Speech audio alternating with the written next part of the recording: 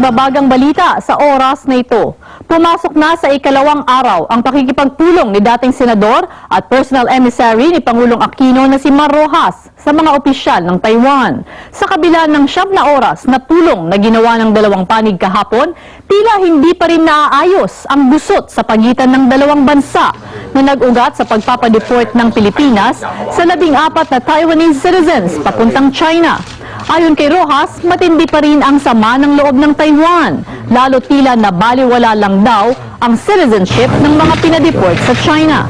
Iginigit pa rin umano ng Taiwan na humingi ang Pilipinas ng paumanhin, bagay na patuloy pa rin pag-uusapan ngayong araw.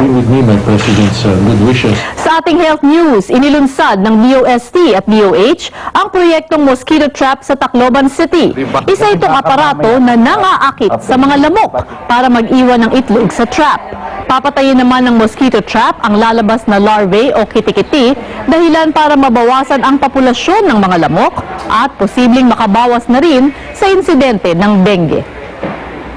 Maging una sa balita, i-text ang Alert On sa 2366. Manatiling nakatutok sa ABS-CBN para sa iba pang nagbabagang balita. Magandang umaga.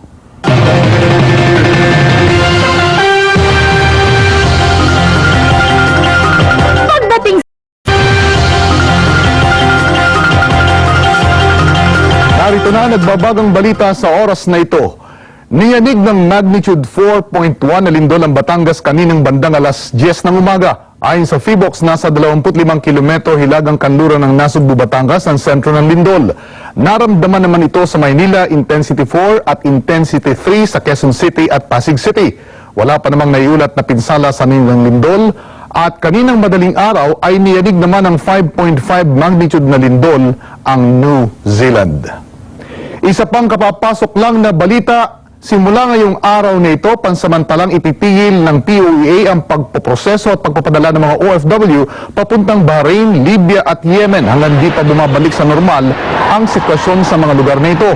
Ayon kay POEA Administrator Attorney Carlos Cao, nakikiusap sila sa mga OFW na maintindihan ang pansamantalang deployment ban para daw ito sa proteksyon nila at oras naman daw na matapos ang gulo sa mga lugar ngayon ay agad ding ipoproseso ang papel ng mga aplikante.